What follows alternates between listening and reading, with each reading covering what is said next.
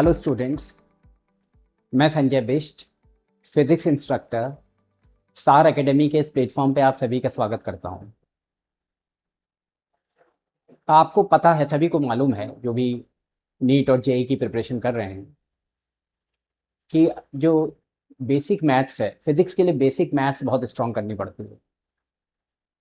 ख़ास तौर से नीट के बच्चों के लिए बहुत ज़्यादा इंपॉर्टेंट है, वैसे सभी के लिए है, लेकिन नीट वालों के लिए शायद इसलिए ज़्यादा इंपॉर्टेंट है क्योंकि ज़्यादातर जो बच्चे नीट को परस्यू करते हैं उनके पास मैथमेटिक्स नहीं होती। तो मैथमेटिक्स एज ए सब्जेक्ट नहीं होता ज़्यादातर के पास, तो उनकी उतनी प्रैक्टिस नहीं हो पाती मैथ्स की।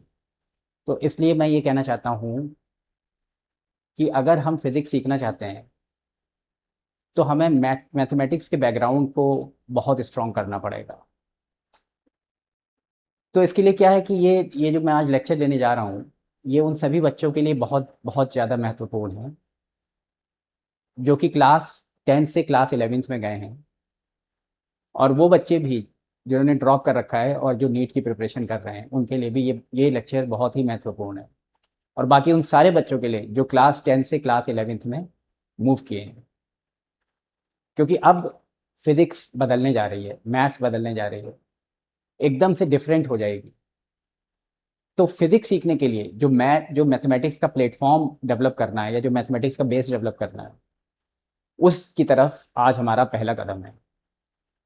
तो फिज़िक्स स्ट्रॉन्ग करने के लिए जो मैथमेटिकल टूल्स हमको चाहिए, मतलब जिसमें कैलकुलस है, वेक्टर है, कोऑर्डिनेट ज्योमेट्री है, ट्रिग्नोमेट्री है, ये सारी चीज़ें जो हैं वो पहले मैं बताऊंगा, और पहले उनका बहुत डिटेल में डिस्कशन करेंगे, जिससे कि मतलब इतनी भी डिटेल में नहीं, मतलब इतनी डिटेल में तो करेंगे कि जिससे कि आपको फिज़िक्स में कोई दिक्कत ना हो, मतलब जहाँ पे मैथमेटिक्स का एप्लीकेशन है फिज़िक्स में, वहाँ पे कोई दिक्कत ना हो। तो आज हम शुरू करने जा रहे हैं कैलकुलस। तो कैलकुलस जो है वो तो वैसे बेसिकली मैथमेटिक्स की ब्रांच है, लेकिन फिज़िक्स में इसका बहुत ज़बरदस्त एप्लीकेशन है। अगर कैलकुलस नहीं आती तो फिज़िक्स नहीं आती। तो कैलकुलस को दो तरह से हम डिमार्केट करते हैं, डिफरेंशियल कैलकुलस और इंटीग्रल कैलकुलस। तो ये इसके दो पहलू कह लीजिए, पहलू हैं। तो डिफरेंशियल कैलकुलस में क्या है कि आज के लेक्चर में हम लोग we are focusing on this thing, differential calculus. What is differential calculus? तो डिफरेंशियल का पहले हम मतलब समझते हैं, डिफरेंशियल का मीनिंग क्या है। डिफरेंशियल का मीनिंग है वेरी स्मॉल, मिनिस्क्यूल, नगण्य, नेग्लिजिबल, बहुत छोटा पार्ट। तो यहाँ छोटा पार्ट से क्या मतलब है, तो अभी धीरे धीरे उस पर हम कदम रखते हैं। तो जैसे पहली चीज़ है, सबसे पहली चीज़ है इसको समझने के लिए फंक्शन, मतलब थोड़ी सी पेशेंस रखिए, अभी आपको सब कुछ पता चलेगा, बट हैव सम पेशेंस। सबसे पहली चीज़ है फंक्शन। फंक्शन से हमारा क्या तात्पर्य है? तो जैसे मान लो मैं लिखता हूँ y इक्वल टू एक्स, या मैं लिखता हूँ y equal to x square, या मैं लिखता हूँ y equal to 1/1 plus x square, या मैं लिखता हूँ y equal to sine x. तो ये सारे एग्जाम्पल्स हैं फंक्शन के। लेकिन फंक्शन का मीनिंग क्या है? एग्जाम्पल तो समझ में आ रहे हैं, लेकिन मीनिंग क्या है? मीनिंग ये है कि देखिए, यहाँ पे पहले सोचिए कि एक्स और वाई क्या है। एक्स और वाई को हम लोग कहते हैं वेरिएबल्स। वेरिएबल्स का मतलब है वो क्वांटिटीज जिनकी वैल्यूज वेरी कर सकती हैं, मतलब चेंज कर सकती हैं। वेरिएबल्स का मतलब ये हुआ। तो एक्स और वाई वेरिएबल्स हैं। और फंक्शन क्या है? फंक्शन का मतलब है कि ये एक्स और वाई वेरिएबल्स के बीच में एक रिलेशन है, सो दैट एक्स की एक वैल्यू के लिए वाई की एक वैल्यू आए, मतलब एक्स की एक वैल्यू के लिए वाई की एक यूनिक वैल्यू आए। This is the definition of function. Similarly if you see y equal to x square, ये भी x और y के बीच में एक रिलेशन है। इस प्रकार का रिलेशन है कि x की एक वैल्यू के लिए y की एक यूनिक वैल्यू आएगी। This is also a function, क्योंकि ये भी x और y के बीच में एक रिलेशन है। x की एक वैल्यू के लिए y की एक वैल्यू आएगी। जैसे फॉर एग्जाम्पल, यहाँ पे मैं अगर x को 1 रखता हूँ तो y इक्वल टू 1 हो जाएगा। x को 2 रखता हूँ तो y इक्वल टू 2 हो जाएगा। यहाँ पे x को 1 रखता हूँ तो y इक्वल टू 1 हो जाएगा। x को 2 रखता हूँ तो y इक्वल टू 4 हो जाएगा। मतलब x की एक वैल्यू के लिए y की एक वैल्यू आ रही है। तो ये सारे फंक्शंस हो गए। तो जो इसकी औपचारिक या फॉर्मल डेफिनेशन होगी फंक्शन की वो क्या होगी? Function is a relation between x and y so that x and y two variables so that for a value of x we get a unique value of y। ये meaning हुआ function का। अच्छा, x को हम लोग कहते हैं independent variable. Independent, independent मतलब इसकी कोई भी वैल्यू हो सकती है, हम स्वतंत्र हैं, इसकी कोई भी वैल्यू दे सकते हैं। और x की वैल्यू पे y डिपेंड करता है, तो y का मतलब है इट इज डिपेंडेंट वेरिएबल। ये परिभाषाएं हैं। तो चलिए, अब कोई फंक्शन अगर हमारे पास है तो हम फंक्शन का ग्राफ भी बना सकते हैं। तो कोई भी फंक्शन है, हम ये जितने फंक्शन है हम चाहें तो उनका ग्राफ बना सकते हैं। साइन एक्स का ग्राफ बन जाएगा, वाई इक्वल टू एक्स का बन जाएगा, y equal to x square का बन जाएगा। लेकिन उससे पहले एक चीज़ बतानी है कि हम मतलब जनरली, क्योंकि आप बाद में मतलब देखोगे तो आप कहोगे कि शायद ये चीज़ कवर नहीं हुई है, इसलिए मैं अभी से बता रहा हूँ कि अगर हम ऐसे लिखते हैं y equal to f x, y equal to f x का मतलब है y is a function of x, means y is depending on x। x is an independent variable, y is a dependent variable. इसका मतलब क्या है? Relationship है, y x पे depend कर रहा है। मतलब ये एक ऐसी यूनिक रिलेशनशिप है सो दैट x की एक वैल्यू के लिए y की एक वैल्यू है।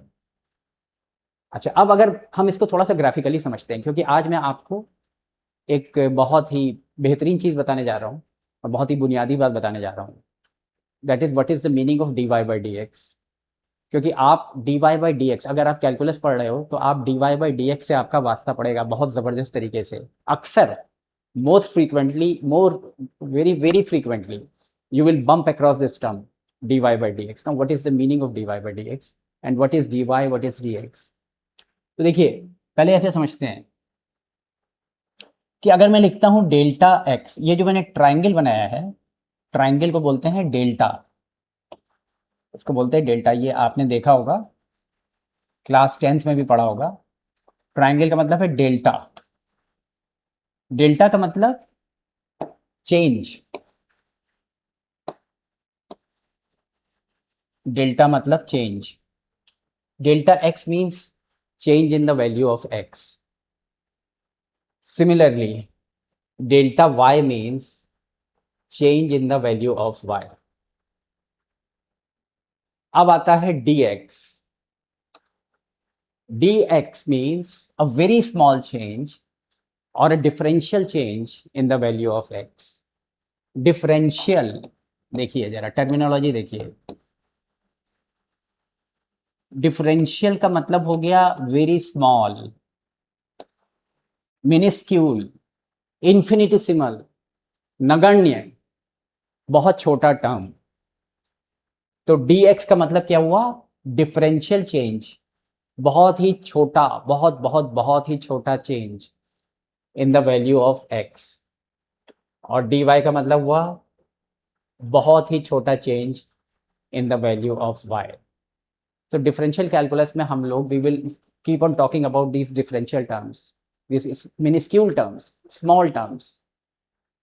Okay, now let us draw, this is, suppose we have got a function and we want to draw the graph of the function। चलिए मैं बहुत ही पहले छोटी बात बताता हूँ, क्योंकि देखिए मैं यहाँ पे बता दूँ कि मैं बहुत ही ज़्यादा बेसिक से चलूँगा, एकदम इतने नीचे से चलूँगा कि कभी कभी शायद आपको लगेगा कि बहुत बहुत नीचे जा रहा हूँ, लेकिन कोई बात नहीं, उसको बियर करना। लेकिन मैं फिर जब ऊपर जाऊँगा तो फिर बहुत ऊपर तक भी जाऊँगा। तो मतलब मेरा ये जो स्पैन होगा वो बहुत ज़बरदस्त होगा। मेरी कोशिश होगी कि जो स्पैन रहे वो ज़्यादा से ज़्यादा रहे, मतलब बिल्कुल बेसिक से लेके आईटी एडवांस तक, और कहो तो ओलंपियाड तक, वहाँ तक। लेकिन बिल्कुल बेसिक से चलूँगा, ए बी सी, फिर सेंटेंस फॉर्मेशन और फिर कॉम्प्लेक्स। तो चलिए, जैसे मान लो मैंने लिखा y इक्वल टू एक्स, तो ये फंक्शन है, कोई फंक्शन है। अगर कोई फंक्शन है तो हम उसका ग्राफ बना सकते हैं। जैसे y इक्वल टू एक्स का ग्राफ कैसे बनेगा, तो मैं एक बहुत छोटी छोटी चीज़ें भी बताऊंगा। जैसे मैंने अभी ये बताया, मैंने ये एक्स वाई बना दिया, इससे क्या मतलब समझ में आया? एक्स वाई का मतलब हुआ ये एक एक्सिस सिस्टम। तो एक्सिस में क्या होगा? एक ओरिजिन होगा, तो उस ओरिजिन के रिस्पेक्ट में, मतलब ये ओरिजिन है, यहाँ से हम लोग कोऑर्डिनेट्स का जो दूरी है, डिस्टेंस है, वो मेजर कर रहे हैं। तो ये जो ओरिजिन होगा ये हमारी चॉइस है। नेचर ने नहीं कहा कि यहाँ पे ओरिजिन प्लांट करो। We can plant the origin anywhere we feel like, that's our description, that's our choice. तो ओरिजिन कहीं पे भी हो सकता है। एक्स एक्सेस मैंने इधर बनाई, आप कहोगे आप मैंने इधर क्यों बनाई, तो कोई ज़रूरी नहीं आप इधर बनाइए, आप उधर भी बना लीजिए। नेचर ने नहीं कहा, नेचर में ऐसा कहीं इंगित नहीं है, कहीं ऐसा कार्व्ड नहीं है नेचर के ऊपर कि आप इधर ही एक्स एक्सेस बनाइए या इधर ही एक्स एक्सेस बनाइए। ये भी आपकी चॉइस है। इसके परपेंडिकुलर डायरेक्शन में ये वाई एक्सिस बना दी, ये भी चॉइस है। हम चाहते तो एक्स एक्सिस इधर बना देते, वाई एक्सिस इधर बना देते, ये हमारी चॉइस है। अब बात होती है कि तीसरी एक्सिस जो जेड एक्सिस है वो किधर होगी। मतलब तीन एक्सिस होती हैं और तीन एक्सिस से हम किसी पार्टिकल के कोऑर्डिनेट्स को यानी उसकी पोजीशन को हम पिन पॉइंट कर सकते हैं। तो जेड एक्सिस किधर होगी, देखिए हम लोग कहते हैं जेड और अंग्रेज कहते हैं जी।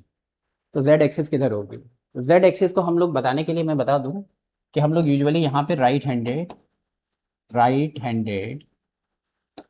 एक्सिस सिस्टम को फॉलो कर रहे हैं। We are following this right handed axis system. Now what is the meaning of this right handed axis system. अब दाएं हाथ उठा लो, दाएं हाथ को इस पोजीशन पर रखिए।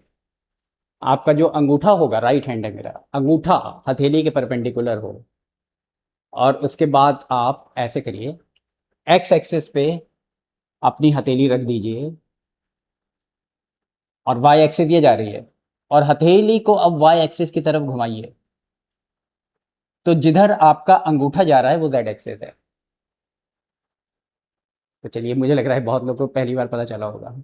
This is the right handed axis system. So मतलब अगर मान लो मैं ये कहता कि ये एक्स एक्सिस है, अभी अभी क्या है, अभी ये एक्स एक्सिस है, ये वाई एक्सिस है, मैंने ऐसे किया, फिर उंगलियों को मैंने वाई एक्सिस की तरफ घुमाया, अंगूठा इधर जा रहा है, तो ये जेड एक्सिस है। मतलब जेड एक्सिस हम कॉपी में नहीं बना सकते, तो इसलिए बुक्स में इसको ऐसे बना देते हैं, जेड। जेड का मतलब ये ऐसे नहीं है, एक्चुअली ये ऐसे है, बट लेकिन हमारी हमारी जो लिमिटेशन है थ्री डायमेंशनल, क्योंकि थ्री डायमेंशन में आ गया ये, तो हमारी लिमिटेशन है कि हम इस प्लेन में बनाएंगे, ऐसे बना देंगे। अगर मैं वाई एक्सिस ये मान लेता, तो बताइए अब जेड एक्सिस किधर होती, ये एक्स, एक्स को मैंने वाई की तरफ घुमाया तो अंगूठा अंदर जा रहा है, तब जेड एक्सिस बोर्ड के प्लेन के अंदर चली जाती है। मतलब ये बहुत ही बुनियादी बात है। इस तरह की बुनियादी बातें मैं बताता रहूँगा, और मैं ये मान के चलता हूँ कि भाई मेरे पास तो बहुत सारे स्टूडेंट्स आ रहे हैं, स्पैन बहुत बड़ा है, तो मतलब हर तरह के बच्चे आ रहे हैं। कुछ के फंडामेंटल्स बहुत बुरी तरह से बहुत स्ट्रांग होंगे, बहुत कंसोलिडेटेड कॉन्सेप्ट्स होंगे, और कुछ के इतने नहीं होंगे। तो मैं मान के चलता हूँ कि मैं सभी के लिए कोशिश करूँगा कि सारे बच्चे जिस भी स्पैन के हो, जहाँ पे भी लैडर के किसी भी रंग पे हो, उनको कुछ ना कुछ मिले, और उनकी उनकी जो सिचुएशन है वो इम्प्रूव होती रहे, सबकी सिचुएशन में इम्प्रूवमेंट आता रहे, और साथ में मैं भी सीखता रहूँ।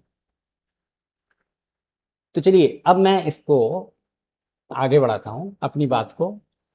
तो जैसे मैं कह रहा था कि अगर कोई फंक्शन है तो मैं उसका ग्राफ भी बना सकता हूँ।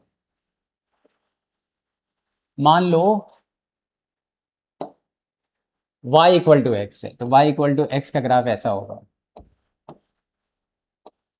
It is a straight line passing through the origin, और ये वाला एंगल 45 डिग्री, ऐसा ग्राफ होगा, स्ट्रेट लाइन होगा। तो ग्राफ तो कैसा भी हो सकता है, ग्राफ एक कर्व भी हो सकता है। अगर y equal to x square का ग्राफ बनाना हो तो वो एक कर्व होगा, पैराबोला होगा।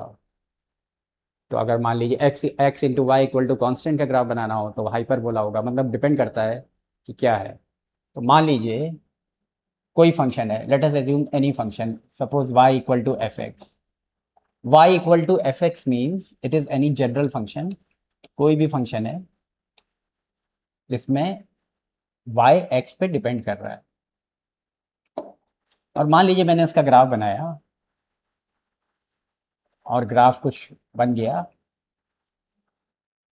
जो हमारा कन्वेंशन है वो ये है कि ये x है और ये y है।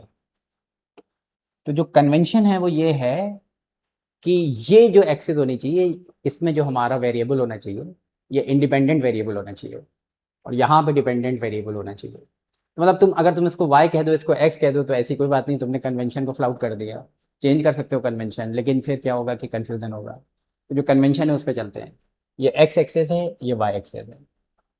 अब मान लो हमने ग्राफ बनाया और ग्राफ ऐसा बन गया, सपोज। अब मैंने, आज मैं तुम्हें एक चीज़ बता दूं, मतलब मैं कैलकुलस की, डिफरेंशियल कैलकुलस की आत्मा को टच कर दूंगा, तो मेरी बात ध्यान से सुनना। अगर यहाँ से ये मैंने ग्राफ बनाया, अगर यहाँ पे एक पॉइंट 1 है और यहाँ पे एक पॉइंट 2 है, और मैं इन दोनों को ऐसे कनेक्ट कर रहा हूँ और इस लाइन को मैंने खींच दिया, इनडेफिनेटली खींचता ही चला गया लाइन को। अगर मैंने मतलब इनडेफिनेटली खींच दी लाइन, मतलब इधर भी इन्फिनिटी उधर भी इन्फिनिटी जा रही है, तो ये हो गई लाइन हो गई। तो इस लाइन को हम कहते हैं सीकेंट।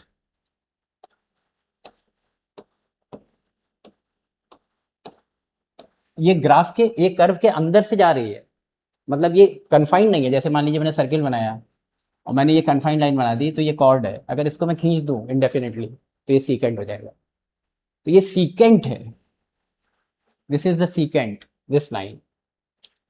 और लाइन जो है वो एक्स एक्सिस के साथ ये जो एंगल बना रही है एंटी क्लॉकवाइज वाला, ये थीटा है। अगर मैं पूछता हूँ ये लाइन एक्स एक्सिस के साथ क्या एंगल बना रही है, ये एक्स एक्सिस है, तो कोई कहेगा ये बना रही है एंगल, कोई कहेगा ये एंगल बना रही है। लेकिन कैलकुलस में हमारा कन्वेंशन है कि जो एंटी क्लॉकवाइज वाला एंगल होता है वो पॉजिटिव मानते हैं, और हम कहते हैं कि वो एंगल है, that is the angle that the line is making with the x axis, that the secant is making with the x axis. तो जो सीकेंट होगा वो एक्स एक्सिस के साथ जो एंगल बना रहा होगा एंटी क्लॉकवाइज डायरेक्शन में, वो ये एंगल होगा थीटा। ओके, अब देखिए, अब यहाँ पे कुछ कन्वेंशन है, आपने पढ़ा होगा, क्लास 10th में पढ़ा होगा। टेन थीटा को क्या कहते हैं? टेन थीटा को कहते हैं slope, slope of the line. Theta क्या है? थीटा एंटी क्लॉकवाइज वाला एंगल है, slope of the line. In this case tan theta will be the slope of the secant. Okay, now if I draw a tangent at this point, ये tangent हो गया। tangent क्या है? tangent उसको touch करता हुआ जाएगा, ग्राफ को, इस कर्व को। tangent क्या होगा? टच करता हुआ जाएगा। और secant क्या होगा? वो अंदर से पेनिट्रेट करता हुआ जाएगा। तो जो tangent है वो एंटी क्लॉकवाइज डायरेक्शन में ये जो एंगल बना रहा है ये थीटा है। मतलब ये थीटा और ये थीटा दोनों अलग अलग है, मतलब दोनों में मैंने थीटा लिख दिया, लेकिन उसको समझो वो वेरिएबल है, वो अलग अलग है। ओके, अब हम देखते हैं कि हमारा इस पॉइंट का जो कोऑर्डिनेट होगा, कोऑर्डिनेट ज्योमेट्री थोड़ी सी अभी सिखा देता हूँ। मान लो इस पॉइंट का कोऑर्डिनेट है एक्स कॉमा वाई। इसका तात्पर्य क्या है? इसका तात्पर्य ये है कि ये ओरिजिन से यहाँ तक की ये दूरी, ये एक्स होगी, और ये ऊंचाई वाई होगी। अब इसका कोऑर्डिनेट तो कुछ डिफरेंट होगा, इसका एक्स कॉमा वाई है तो उसका तो कुछ डिफरेंट होगा। तो उसका मान लो है, इस पॉइंट का कोऑर्डिनेट है मान लो एक्स से कुछ डिफरेंट होगा। तो अभी पहले देखते हैं डेल्टा एक्स का क्या मतलब है। डेल्टा एक्स का मतलब है change in the value of x, change. तो इसका अगर एक्स है तो उसका कुछ डिफरेंट होगा, उसका मान लीजिए एक्स प्लस डेल्टा एक्स, थोड़ा सा फर्क हो गया, डिफरेंट हो गया, एक्स प्लस डेल्टा एक्स। और इसका जो y कोऑर्डिनेट है वो भी थोड़ा डिफरेंट होगा, मान लीजिए हो गया y प्लस डेल्टा वाई। तो मतलब इसका जो ये वाला कोऑर्डिनेट है वो क्या है? x plus delta x. मतलब यहाँ से यहाँ तक की ये पूरी दूरी होगी, देखिए यहाँ से यहाँ तक, ओरिजिन से यहाँ तक की पूरी दूरी होगी x प्लस डेल्टा एक्स, हो गई x प्लस डेल्टा एक्स। अब देखिए ये x प्लस डेल्टा एक्स है और ये x है, तो यहाँ से यहाँ तक ये दूरी कितनी होगी? दिस माइनस दिस, दोनों को सब्ट्रैक्ट करो, दिस माइनस दिस कितनी होगी, delta x, delta x, so this will be your delta x. Similarly ये y है और ये इसका जो दूसरा वाला कोऑर्डिनेट है that is y plus delta y, तो मतलब ये वाली जो ऊंचाई होगी ये y प्लस डेल्टा वाई होगी। तो यहाँ पे इसको ऐसे देखिए, ये y है तो सामने वाला भी एग्जैक्टली y होगा, और ये कितना है यहाँ से यहाँ तक, ये पूरा है y प्लस डेल्टा वाई। ये हो गया आपका y प्लस डेल्टा वाई और ये हो गया y, तो ये कितना होगा, दिस माइनस दिस, दोनों को सब्ट्रैक्ट करो तो ये कितना बचा, ये बचा डेल्टा वाई। और देखिए ये एंगल थीटा है, अब इसको थोड़ा ज्योमेट्री देखिए, ये एंगल अगर थीटा, ये लाइन सीधी जा रही है तो ये एंगल भी थीटा होगा। ये डेल्टा एक्स है, इसको ऊपर देखिए तो ये यहाँ से यहाँ तक ये भी डेल्टा एक्स होगा। अब इस ट्राइंगल में आप देख सकते हो, अगर इस ट्राइंगल में आप देखो तो टेन थीटा कितना होगा, टेन थीटा, ट्रिग्नोमेट्री में टेन थीटा क्या होता है, परपेंडिकुलर अपॉन बेस। तो इस ट्राइंगल में टेन थीटा क्या होगा, डेल्टा वाई, पर इस ट्राइंगल में परपेंडिकुलर अपॉन बेस कितना होगा, delta y by delta x, तो टेन थीटा कितना होगा, delta y by delta x.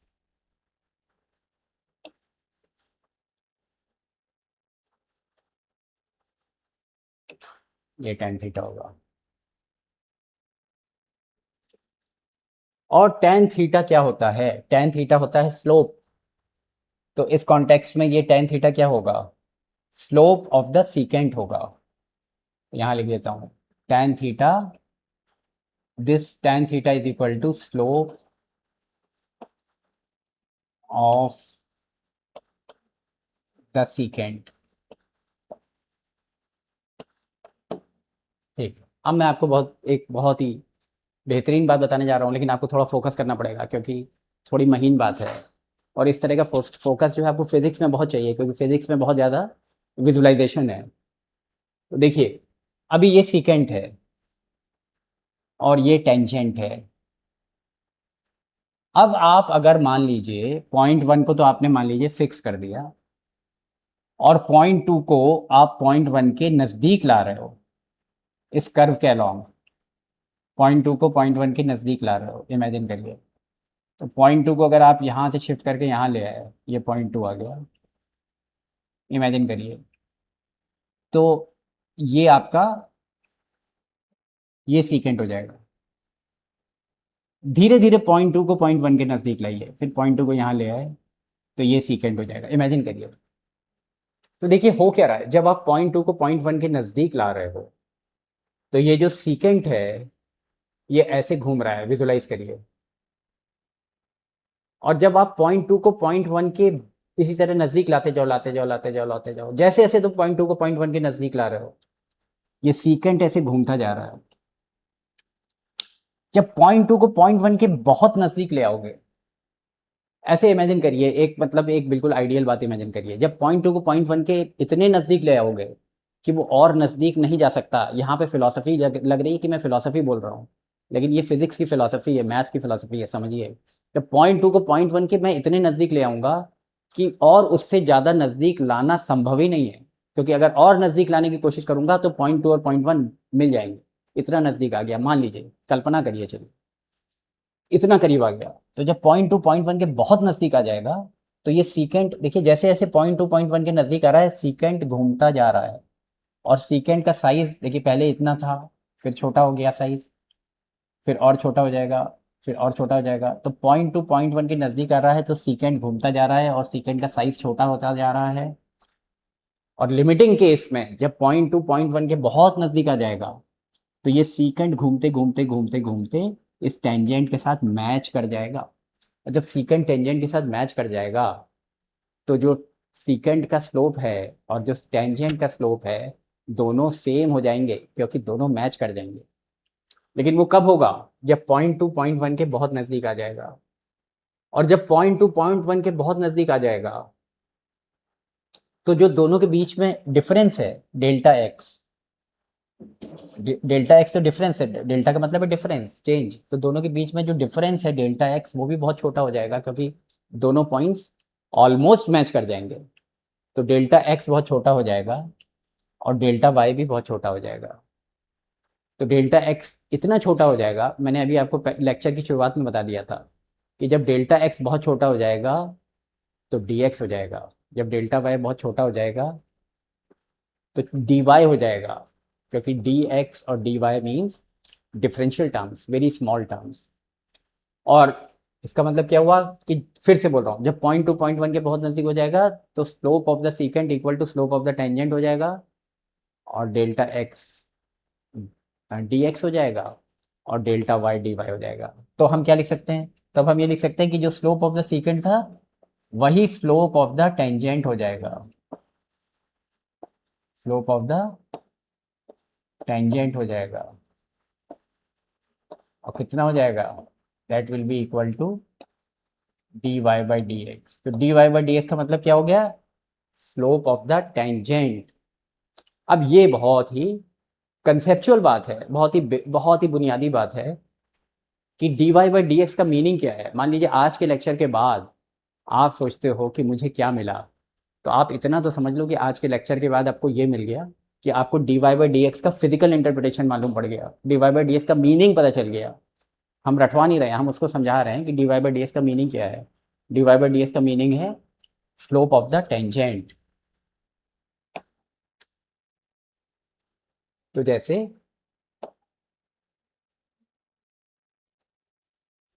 यहाँ पे अब देखिए, ये एक ग्राफ बना हुआ है एक्स और वाई के बीच में, कोई फंक्शन का ग्राफ बना हुआ है। अब मैंने आज आपको एक बहुत ही फंडामेंटल बात बताई है कि what is the meaning of d Y by D x, what is the physical interpretation of d Y by D x. तो मान लीजिए हमने फंक्शन का ग्राफ बनाया, पॉइंट वन पे हमसे पूछा जा रहा है what is the value of d Y by D x at point one. तो व्हाट विल वी डू? हमें क्या करना चाहिए?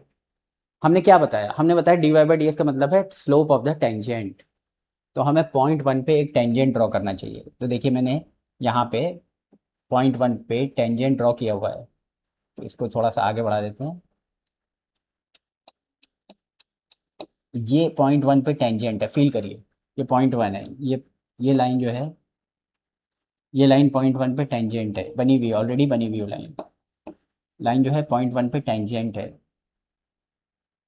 ये लाइन इसको इमेजिन करिए, ये ऐसे बड़ी हुई है, ये लाइन पॉइंट वन पे टेंजेंट है, एक्स एक्सिस के साथ एंटी क्लॉकवाइज डायरेक्शन में ये एंगल थीटा बना रही है। और ये थीटा एंगल को गौर करिए, ये थीटा एंगल 90 डिग्री से कम है। अगर थीटा की वैल्यू 90 डिग्री से कम होगी तो टेन थीटा की वैल्यू पॉजिटिव होगी। तो पॉइंट वन पे जो D Y by D X है, पॉइंट वन पे D Y by D x at point one will be positive.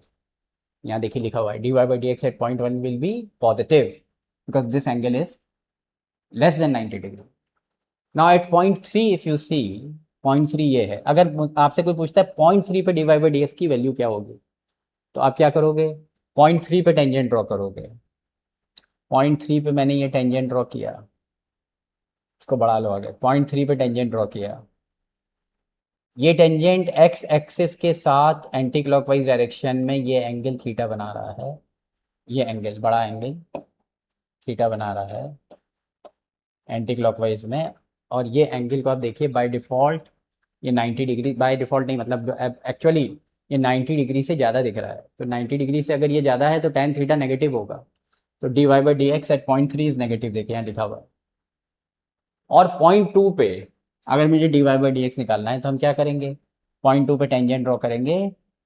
और अगर आप इसको देखो तो मैंने क्या बताया था, d Y by D x का मतलब क्या है? Slope of the tangent. तो इस पॉइंट पे अगर हम टेंजेंट ड्रॉ करेंगे और विजुलाइज करिए, अगर यहाँ पे मैं कुछ रख देता हूँ, मान लीजिए कोई बॉल रख दी या कोई कंचा रख दिया, तो ये कंचा इस पे लुढ़केगा नहीं। देखिए ये लाइन बनाई है, इस लाइन पे आपने कंचा रख दिया, कंचा नहीं लुढ़केगा। कंचा नहीं लुढ़क रहा है तो इसका मतलब है कि वो स्लोप जीरो है। स्लोप जीरो है, कंचा नहीं लुढ़क रहा है, स्लोप जीरो है। तो यानी D Y by D x at point two is equal to zero. Point two पे D Y by D X zero है। तो ये फिजिकल इंटरप्रिटेशन हुआ D Y by D x का। अब यहाँ पे देखिए दूसरा ग्राफ देखिए, ये बहुत ही मतलब एक बहुत ही ऐसा ग्राफ है जो कि आपको अक्सर इससे पाला पड़ेगा।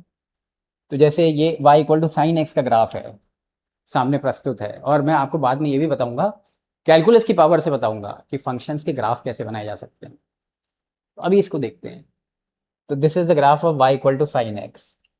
ऊपर लिखा है y equal to sine x का ग्राफ है। अगर मैं आपको एक एक्सरसाइज देता हूँ, आप थोड़ी देर के लिए उसको खुद करने की कोशिश करिए। आपको अगर मान लीजिए ये बताना है कि point one, point two, point three, और यहाँ पे ये पॉइंट फोर है, ये है point four, this is point four, this is point four. इन पॉइंट्स पे मान लीजिए आपको d Y by D x की वैल्यू बतानी है। तो अभी जो मैंने आपको एक बुनियादी बात बताई थी कि what is the physical interpretation of d Y by D x, वहाँ से आप इन पॉइंट्स पे D Y by D x की वैल्यू बहुत ईजिली बता सकते हो। तो कैसे बताओगे? जैसे पॉइंट वन पे बतानी है, तो देखिए मैं यहीं ड्रॉ करता हूँ। ग्राफ को समझिए, एक ग्राफ ऐसे जा रहा है। तो पॉइंट वन ये है, पॉइंट वन पे टेंजेंट ड्रॉ करिए। ये मैंने टेंजेंट ड्रॉ कर लिया, देखिए ये कर दिया मैंने टेंजेंट ड्रॉ। पॉइंट वन पे मैंने टेंजेंट ड्रॉ कर दिया, फील करिए। एक्स एक्सिस के साथ एंटी क्लॉकवाइज डायरेक्शन में ये जो एंगल थीटा बन रहा है 90 डिग्री से कम दिख रहा है। इसका मतलब है टेन थीटा पॉजिटिव होगा, यानी D Y by D x at point one will be positive. तो ये देखिए लिखा हुआ है, तो ये एकदम सही लिखा हुआ है, D Y by D x at point one is positive. अब पॉइंट टू पे कैसे आएगा d Y by D x? Point two ये है, यहाँ पे टेंजेंट ड्रॉ करिए, ये टेंजेंट आया। इस पे आप कहीं भी कंचा रख दीजिए, कंचा नहीं लुढ़केगा। कंचा नहीं लुढ़क रहा है तो स्लोप जीरो होगा, यानी D Y by D x at point two will be equal to zero. Point three देखिए, ये पॉइंट थ्री है। पूछा जा रहा है यहाँ पे D Y by D x क्या होगा, तो यहाँ पे मैंने ये टेंजेंट ड्रॉ किया। एक्स एक्सिस के साथ एंटी क्लॉकवाइज डायरेक्शन में ये जो एंगल बन रहा है थीटा 90 डिग्री से ज़्यादा है, तो यहाँ पे टेन थीटा नेगेटिव होगा, यानी D Y by D x negative होगा, यानी D Y by D x at point three will be negative. Similarly point four पे देखिए, ये पॉइंट फोर है। यहाँ पे D Y by D x अगर पूछा जाता है तो यहाँ पे टेंजेंट ड्रॉ करिए, ये टेंजेंट, ये टेंजेंट मतलब इसको टच करता हुआ चला गया, और इस पे अगर आप कंचा रखोगे तो कंचा नहीं लुढ़केगा, तो स्लोप ज़ीरो होगा। तो D Y by D x at point four will be zero. तो ये तो मीनिंग था d Y by D x का, ये फिजिकल इंटरप्रिटेशन था d Y by D x का। तो मतलब इस तरीके से बिल्कुल बेसिक से पढ़ाई होगी, बिल्कुल फंडामेंटल बात बताएंगे फिजिकल इंटरप्रिटेशन क्या है। फिर धीरे धीरे सारे फॉर्मूले तो देखो याद करने ही पड़ेंगे, लेकिन फंडामेंटल बातें आपको बहुत फंडामेंटली स्ट्रांग होना चाहिए। तो और अभी जो मैथ्स चल रही है, ये पूरी फाउंडेशन है, मतलब इससे पूरी बिल्डिंग तैयार होगी। फिजिक्स की बिल्डिंग इसी से तैयार होगी, ये बुनियाद है। तो अब देखिए इसी ग्राफिकल इंटरप्रिटेशन से हम आगे बढ़ सकते हैं। तो जैसे फॉर एग्जांपल हमें मान लीजिए यहाँ पे लिखा हुआ है, देखिए finding out d Y by D x, मतलब हम कैसे d Y by D x की वैल्यूज़ निकालें। तो देखिए मैं ये बता दूं कि अगर मुझे कहा जाए कि y इक्वल टू, मान लीजिए हम लिखते हैं y इक्वल टू कांस्टेंट। पहले हम यहाँ पे कैलकुलस में कांस्टेंट का मतलब बताते हैं क्या होता है। कांस्टेंट का मतलब है, ऑब्वियसली कांस्टेंट का मतलब है वो क्वांटिटी जो कि चेंज नहीं हो रही है, जो कि फिक्स है। तो जैसे कांस्टेंट क्या हुआ, कांस्टेंट एक नंबर हुआ। जैसे मान लीजिए मैंने कहा y इक्वल टू वन, तो मतलब वो वन है तो वन है, चेंज नहीं हो रहा है। So any number is a constant, any fix number is a constant. y equal to 1 is a constant, y equal to 2 is a constant, y equal to 100 is a constant, y equal to 1000 is a constant. तो मान लीजिए मैं constant को अक्सर हम लोग ऐसे लिखते हैं y equal to c, c means constant. तो मान लीजिए मैं कहता हूँ y इक्वल टू 1, तो y इक्वल टू 1 का ग्राफ कैसा बनेगा? ये x, ये y इक्वल टू 1 का ग्राफ कैसे बनेगा? y इक्वल टू 1 का ग्राफ ऐसे बनेगा, ये लाइन येलो कलर की लाइन, और ये हाइट क्या हो जाएगी? ये 1 हो जाएगी, ये 1 हो जाएगी।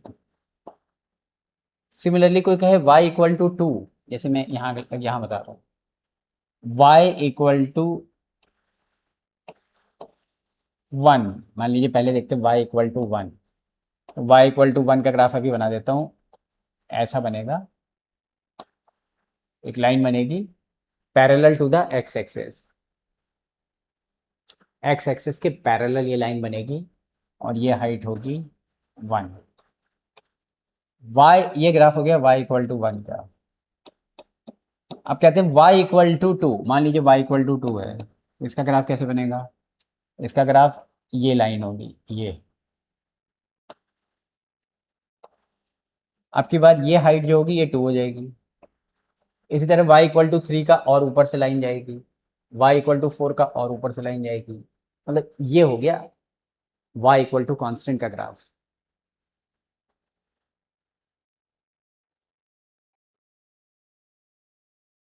तो मान लीजिए हमने बनाया ग्राफ, फंक्शन है y इक्वल टू सी, तो उसका ग्राफ ऐसा बनेगा, y इक्वल टू सी का ये ग्राफ बनेगा, और ये हाइट कितनी हो जाएगी? ये हाइट हो जाएगी, यहाँ से यहाँ तक की हाइट हो जाएगी c, ये है graph, dotted line. dy by D x का मतलब क्या है? dy बाई डी एक्स का मतलब है स्लोप। तो अगर मैं इस पे एक कंचा रखता हूँ तो कंचा नहीं लुढ़केगा। देखिए कहाँ लुढ़केगा कंचा, इस पे कंचा लुढ़क नहीं सकता, क्योंकि इसका स्लोप 0 है। ये कुछ ऐसे होता तो स्लिप करता, वैसे होता तो स्लिप करता, ये बिल्कुल ऐसे है, हॉरिजॉन्टल लाइन है, एक्स एक्सिस के पैरेलल है, तो इस पे कंचा नहीं लुढ़केगा, तो इसका स्लोप कितना होगा? 0 होगा। तो D Y by D x 0 होगा। तो हम क्या कहेंगे? D Y by D x 0 है, हम क्या कहेंगे? D Y by D x equal to 0। But what is y equal to? y की वैल्यू क्या है? y इक्वल टू सी है, तो y को यहाँ c लिख दो, y की जगह c लिख दो, तो d by D x of a constant equal to 0 आ गया। तो देखिए हमने बता दिया, मतलब बिना कोई फॉर्मूला पढ़े हमने ऐसे ही बता दिया कि d by D x of a constant equal to 0।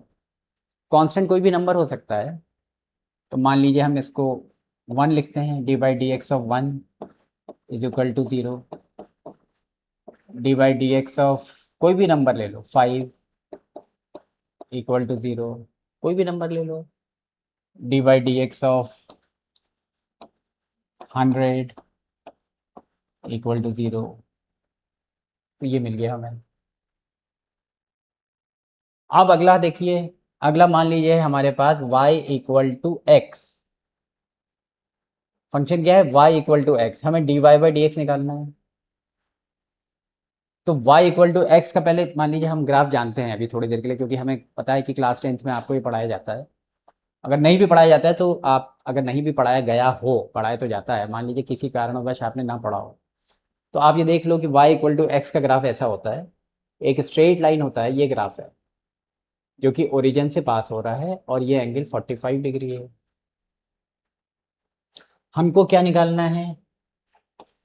हमको निकालना है कि d Y by D x क्या होगा। तो देखिए ग्राफ तो ऐसा बन रहा है, ग्राफ ऐसा बन रहा है, D Y by D x क्या होता है? tan theta. यहाँ थीटा कितना हो गया? 45 डिग्री हो गया, और tan 45 डिग्री की जो वैल्यू होती है वो 1 होती है, यानी जो D Y by D X होगा D Y by D x equal to 1 हो जाएगा।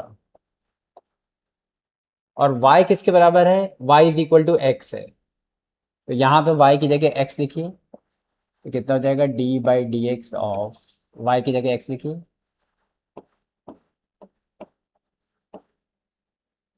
तो ये एक नया फॉर्मूला आ गया। अब मैं क्या कर रहा हूँ, इसको मैंने यहाँ पे एक तारा बना दिया, विंडो बना के एक तारा बना दिया, मतलब आप ये याद कर लीजिए। और दूसरा अभी मैंने जो डिराइव किया था, मतलब जो विजुलाइज कराया था, जो हमने एनालिटिकली डिराइव कर लिया था, मतलब डायग्राम से डिराइव कर लिया था, वो ये था। दो फार्मूले अभी हमने विजुलाइज करके डिराइव कर लिए, और दूसरा ये था d by D x of a constant equal to zero. अभी थोड़ी देर पहले ये डिराइव किया मैंने, इस पे मैंने एक तारा बना दिया। तो ये दो फार्मूले आप याद कर लीजिए। अब इससे जो आगे हमको मिल रहा है, ये मिल रहा है, देखिए एक चीज़ हमने ये कही, d by D x of a constant equal to zero, और दूसरी चीज़ ये हमने कही d by D x of x equal to 1। अब इसका मैं एक कंसेप्ट जनरलाइजेशन कर देता हूँ। तो कॉन्सेप्ट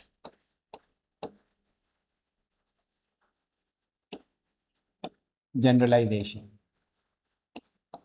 मतलब मैं यहाँ पे कैलकुलस पढ़ा रहा हूँ, और मेरा मकसद ये नहीं है कि मैं पूरी कैलकुलस डीपली पढ़ाऊँ, मैथमेटिक्स बहुत डीपली पढ़ाऊँ। मेरा मकसद ये है कि मैं उतनी ही कैलकुलस पढ़ाऊँ कि आपको फिजिक्स में परेशानी ना हो। नहीं तो मैं मैथ्स पढ़ाने नहीं उतरा, नहीं तो मैं मैथ्स ही पढ़ाने लग जाऊँगा। मेरा मकसद ये है कि मैं उतनी ही मैथ्स पढ़ाऊँ, फंडामेंटल बात उतनी बताऊँ कि आपको फिजिक्स में कोई दिक्कत ना आए। बाकी मैथ्स जो है वो तो मैथमेटिक्स के बच्चे तो अलग से पढ़ेंगे ही, और बायो के बच्चों को खास तौर से मैं उतनी मैथ्स पढ़ा दूँ कि उनको फिजिक्स में कोई भी दिक्कत ना आए। और क्योंकि जो बायो के बच्चे हैं, मैंने ये मतलब ऑब्जर्व किया है, सभी ने ऑब्जर्व किया है, मैंने ही किया, सबने ऑब्जर्व किया है कि उनका जो सिलेक्शन है वो मैथ्स की वजह से रुकता है, बेसिक मैथ्स की वजह से। और वैसे भी मैथ्स वाले बच्चों का भी रुकता होगा, क्योंकि उनकी भी बेसिक मैथ्स हो सकता है पुअर हो बहुत की, और बहुतों की अच्छी होगी, लेकिन बहुतों की कंसेप्ट नहीं होते अच्छे। तो इसलिए मैं उतनी ही मैथ्स पढ़ाऊंगा, हर चीज़ डिराइव नहीं करूंगा, उतनी पढ़ाऊंगा कि आपको फिजिक्स में कोई दिक्कत ना आए। तो मैं अब एक कंसेप्ट जनरलाइज कर रहा हूँ, इसको प्रूव नहीं कर रहा हूँ, लेकिन मैं उसको बता रहा हूँ। हर चीज़, बहुत सारी चीज़ें प्रूव की जा सकती हैं, लेकिन मैं हर चीज़ नहीं प्रूव करना चाह रहा हूँ, सारी चीज़ें नहीं प्रूव करना चाह रहा हूँ, उतनी करना चाह रहा हूँ जितनी इंपॉर्टेंट है। तो चलिए कंसेप्ट जनरलाइजेशन में देखिए क्या है, इस कंसेप्ट को मैं जनरलाइज कर रहा हूँ। आप इसको याद कर लीजिए, d by D x of x to the power n is equal to n x to the power n minus one. ये फार्मूला आप रट लीजिए, याद कर लीजिए। इसको डिराइव नहीं किया मैंने, इसको आप याद कर लीजिए। ये बहुत ही इंपॉर्टेंट है, और अक्सर क्वेश्चंस में ये यूज़ होगा। तो यहाँ पे n कोई नंबर है, जैसे इसको हम पुट करते हैं, मान लीजिए हमने n को कोई वैल्यू दे दी, मान लीजिए n को हमने वैल्यू दे दी 2, n को वैल्यू दे दी 2, तो ये कितना हो जाएगा? 2 times x to the power 2 minus 1। तो d by D x of x square 2x, 2 minus 1 is 1, तो d by D x of x square is equal to 2x आ गया। अब इसी लॉजिक से अगर मैं आगे बढ़ता चला जाऊं,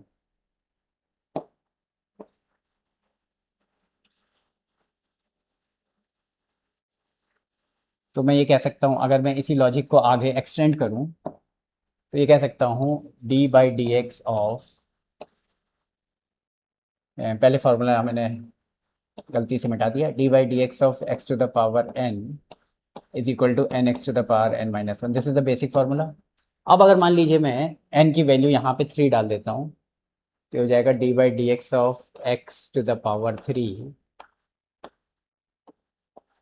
और राइट हैंड साइड में भी n की जगह 3 डाल देता हूँ, 3 times x to the power 3 minus 1। तो ये आ गया d by D x of x cube equal to 3x, 3 minus 1 is equal to 2, 3x²। तो देखिए यहाँ पे हमें एक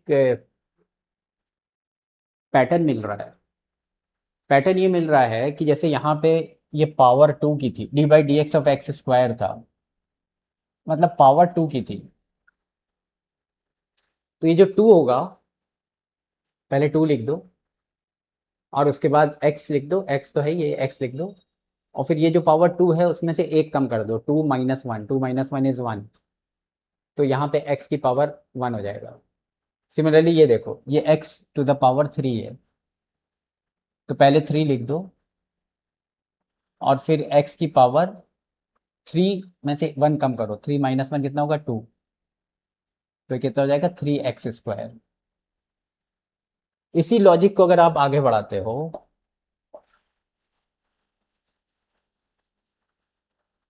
तो आप ये कर सकते हो कि जैसे आपसे पूछा जाए what is d/dx of x to the power 4, मतलब जो आपको पैटर्न दिख रहा है उस पैटर्न को यूज करते हैं।